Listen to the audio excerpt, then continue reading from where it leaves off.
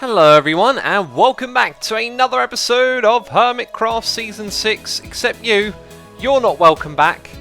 In fact, you're just spinning around. I'll leave you to do your thing, my friend. Anyway peeps, you're probably wondering, where am I, what am I up to? Well, in this episode I'm going to be building a farm. It is a farm that I have built before, not so long ago, and therefore I don't really feel like focusing on the farm itself. Now what we're going to get from this farm will be used to create a shop, and hopefully it will be profitable and lucrative and bring us lots of diamonds. But what we're going to focus on is the adventure before we build it, because I have to get some sheep to a mysterious place known as the end dimension. Now our end portal happens to be under an ocean, which at first I thought was not a good thing, but then I realised it's kind of a blessing in disguise, because we have not much of a journey to get a sheep from up there down here to this portal. Now the way that I want to transport them to begin with is by using boats, and then in the end dimension we're going to try our hands at a flying machine to get the sheep all the way across to an end island where we could build a farm. So as you can see, I'm doing preparations, and I think we're pretty good here, although as you saw, that silverfish spawned right where that torch is. I think something's changed and you can't stop them from spawning with torches. So the silverfish are going to be a bit of a problem, but the water is down here to allow us to drop a boat into it and bring a sheep down here. Now because we're transporting them with the boat and we have an ocean at our disposal, it actually means we don't really have to go that far. Once we find some land, it should be pretty easy to find a sheep. It might be tricky to get them into the boat to begin with, but once we're on water we can head directly over here, and so I think it's going to be smooth sailing from this point. Well, it feels like a good thing when the first thing you see on the shore are two sheep and my turtle brethren. This is a good sign right here. And we have to get two of these sheep because I want to breed them, of course.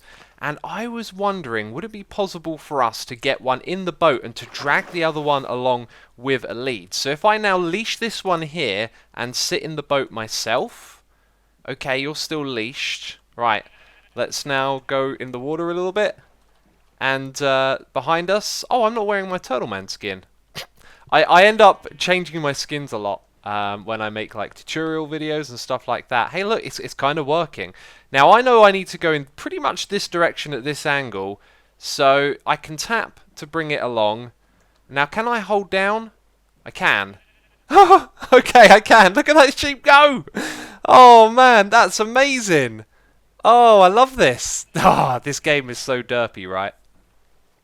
So that was swift and very quick, although I don't feel like I'm really prepared for the next step, which is of course to bring them down here. I don't want them down the bottom until the end is kind of secure, so I think you'll be okay bobbing up and down in the water for now. I reckon its AI will try and bring it over here, so we need to be quick, and I need to hop through to the end and basically secure the platform over there, so that was a clever place to put that. If I grab something like fence posts and put that round the platform, that can secure it for now. Well, it looks like there are already blocks here. Isn't that convenient? Because the sheep are 1.5 tall, so they can't get off the platform. What I will add is some fence gates just in front of us. Alright, the sheep are out of the boats and they're ready to drop down. So I need them on land, and then when they're not suspecting it, down you go. You're actually on the ladder and you're moving down slow. That's good for you. That means no chance of taking any sort of fall damage, although...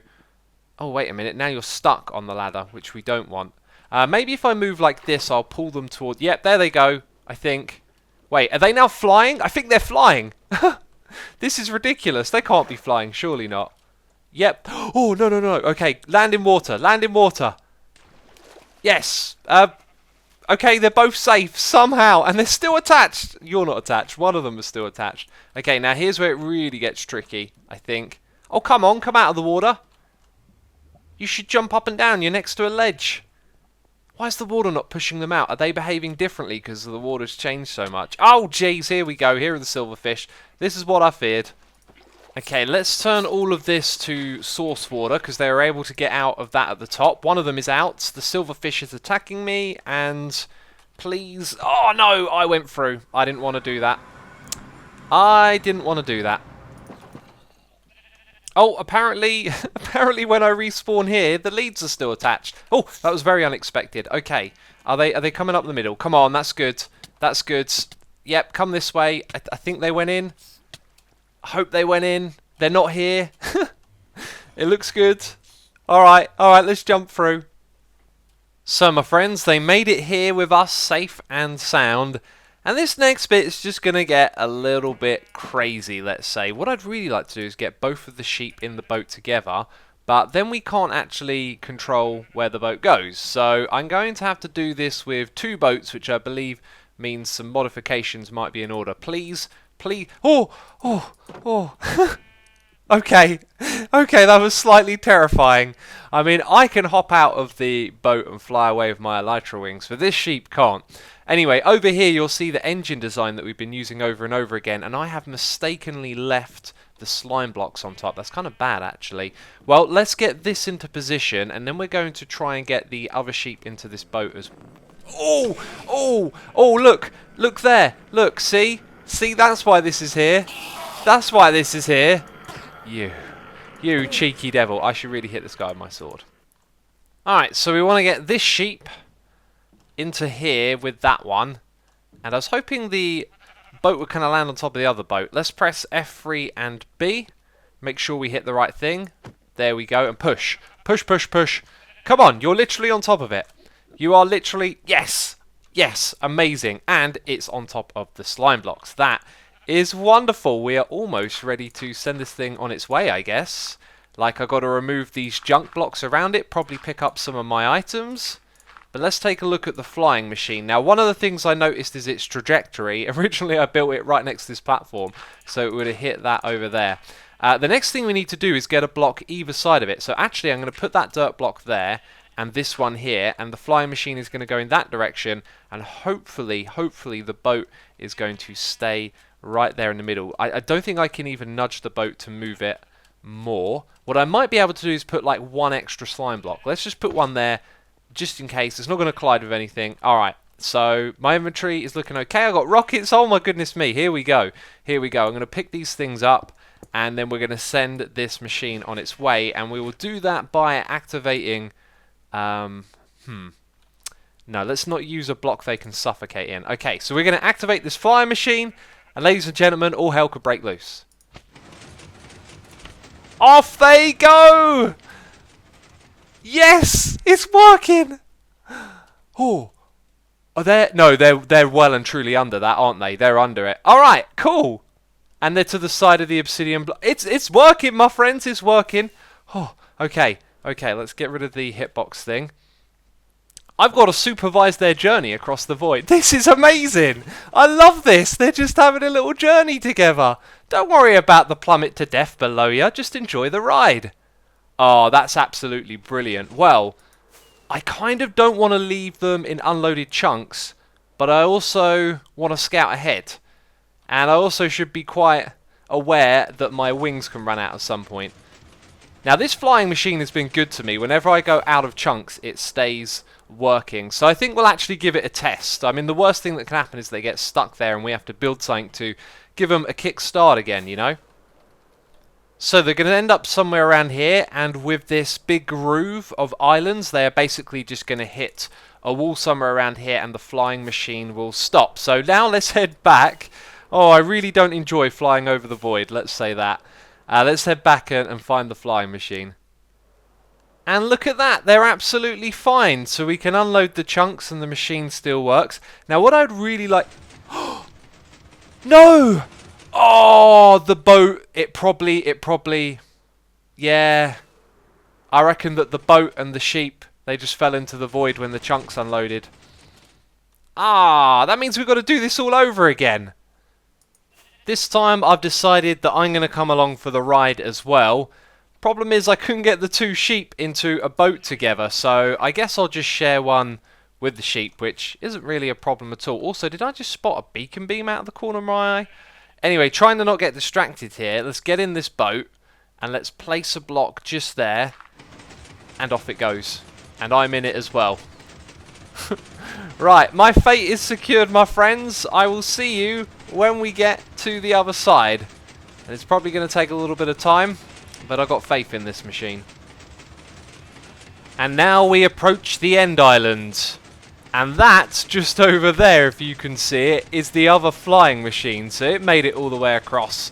as well, and we're going to do the same thing. We're going to splat into the wall. And one thing I should be wary of is if blocks come out over the top of the sheep and damage them. So we got that to look out for. You know, I wasn't counting, but that only took like 5 minutes, but I didn't have to do anything for 5 minutes. And it looks like we've got a nice landing spot here. There's a ledge below us, and any moment now, the machine's going to stop, right? Oh, fantastic. So both of them have got land underneath. That's great. Oh, and it disappeared for a second, didn't it? Oh, right, okay. Now I've got to be super careful where I look as well, because there are Endermen in the area. But my friends, we've successfully done it. We've brought the sheep over here to the end.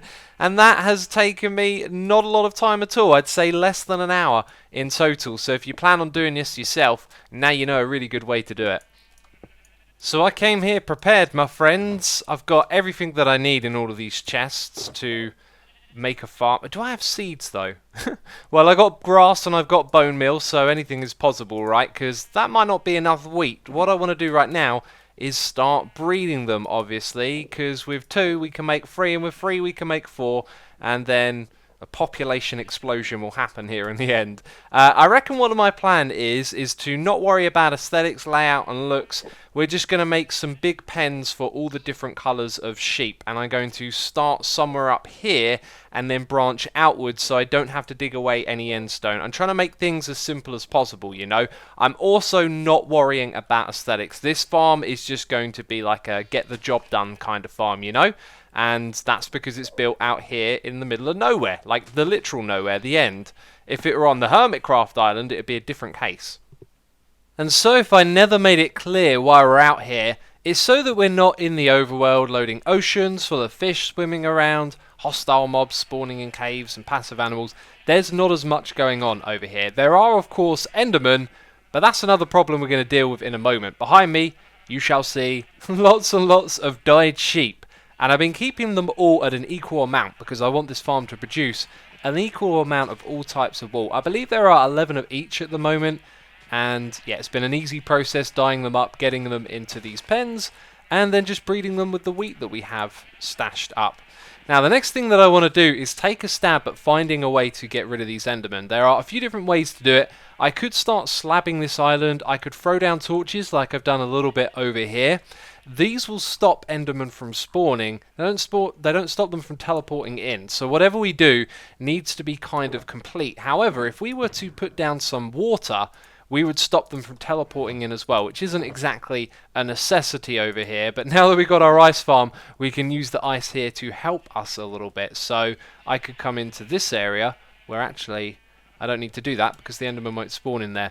But here's the thing, even covering this area with water might end up being a little bit tricky because it's not guaranteed that you're going to cover every spot. However, like this is covering a fair amount of area, right? I'm not so sure if this is going to be the best idea or not. But I'm going to play around with it. Actually, it's looking really good, isn't it? Actually, I'm thinking this is a pretty good idea.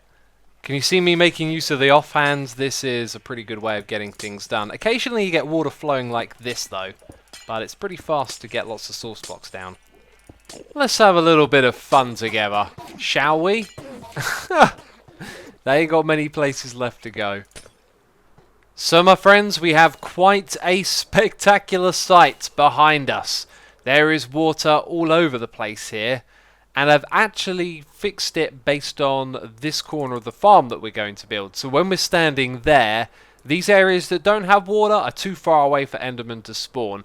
However, we have left ourselves with a little bit of a problem. There are going to be like little overhangs or underhangs, I don't know what to call them really, but ledges that don't get caught by the water down here. And I'm going to have to go in and remove all of those spawn spaces myself because Endermen will be able to spawn, and then if it's close enough, they'll be able to teleport up to here where our farm is. So while I sit myself down on this, we might see a couple of Endermen teleport up here. I don't know what's going to happen. Well, I finished placing down all of this grass and I haven't seen a single Enderman teleport up here, so that's a good sign. And if you're not familiar with this layout of grass, the idea is to make it so that this block has the optimum amount of grass around it that can spread back to it. So it means when the sheep eat the grass, it's going to regrow really quickly, which is what we need for this farm. Now the next step is for me to put in some glass around the top and some water streams so we can start to rotate all of the sheep. Now quickly, let's have a little look from up here in the sky. You can see the farm itself is quite big, and at the moment I'm wondering if we should make it a little bit bigger before we finalize our plans. So at the moment we have, I think, 16 of every type of sheep, and what I want to do is find out how many we had in total for Season 5. So I've opened the backup of the Hermitcraft Season 5 world, navigated to where my base is, specifically this part with the sheep farm, and if we click Analyze on the side of the screen, you're going to see that we have a total of 105 entities that are sheep in that selection. That sounds a lot lower than I was expecting, which leads me to believe that maybe at some point some of them died due to entity cramming or something like that. It's kind of worrying. So maybe what I should do is go back and watch the video or actually say how many I'm going to put in the farm. There is a lot of sound coming from this place. That's because we've got 24 of each type of sheep. And I found the video where I said I wanted to keep the number under 200, and we had 256 before I bred them again here. So we're definitely going to have more. However, later on in that video last season, it kind of looked like I had a lot more sheep than I said I would.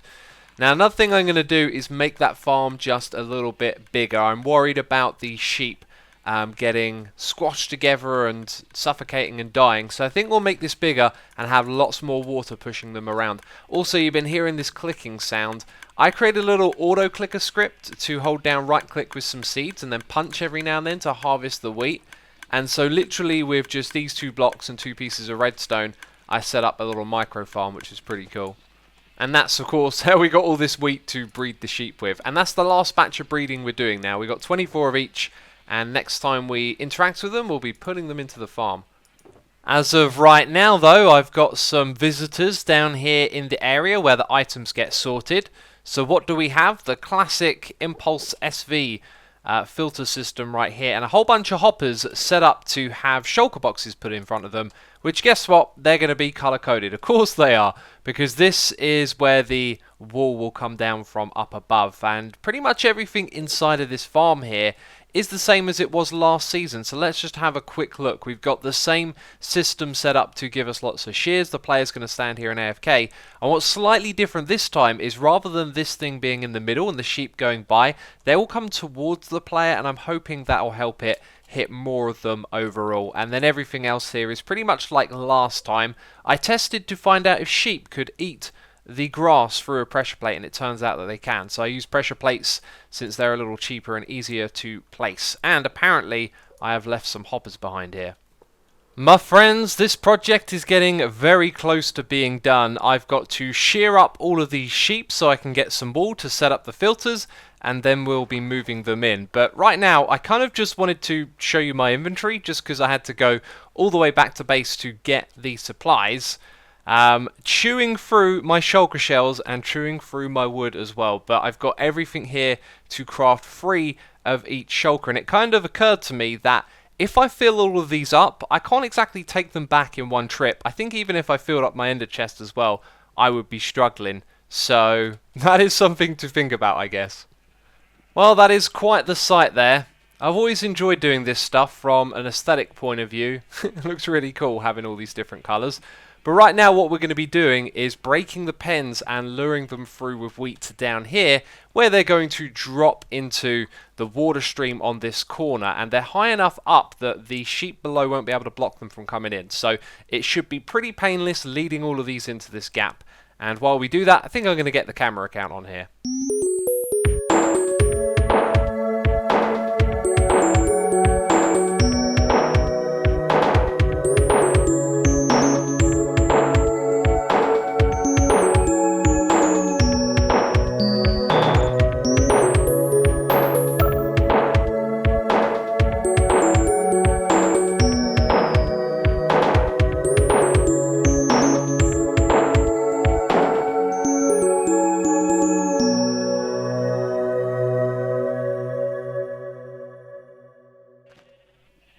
Bit of a short time lapse here. Well, I kind of realised this was actually going to take a long time, but I should also take a long time doing it because I'm worried about entity cramming. We have a lot of them dropping into this area at the same time, and then all of the sheep down here like to come to this space as well. So I need to kind of space out moving all of them through here and possibly find a way to push them over here automatically as well, maybe with water streams.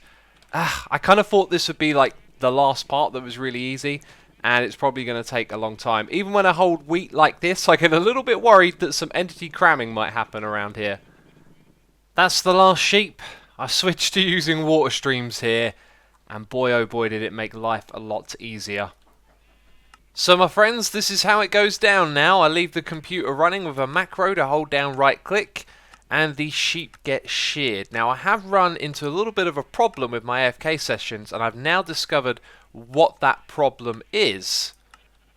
Although, why wouldn't the shears go into that hopper? That's also a little bit odd. But yes, they're getting caught there because the hopper... Yeah, the hopper hitbox has changed. So I think what I might do is remove the carpet and then put a trapdoor on the front of there. Because when this thing pushes out the item, it comes from the very center, doesn't it? So we still need a couple of changes, but I'm very pleased with the size of this farm. I've been monitoring it, and it can be that the sheep come down here sheared, but only occasionally, so we do a really good job of regrowing their wool when they go around. But due to the amount of water that I put in here, they get pushed around really efficiently. They move a lot faster than the last farm does, and this collection system here works a little bit better as well, as you seem to shear absolutely every sheep that goes past. So it's been a major success. I've just got one little hiccup there to fix, and down the bottom here you can see we are collecting a lot of wool. So I think this is where we're going to wrap up the episode. Obviously I've got some tidying up to do. I figured I would do that in a live stream, and I left a couple of sheep behind just in case I ran into a problem and I needed to start breeding them again or something like that. Anyway, if you've enjoyed this episode, then leave a like. As always, thank you for your support, and I'll see you soon with another episode of Hermitcraft. Bye bye.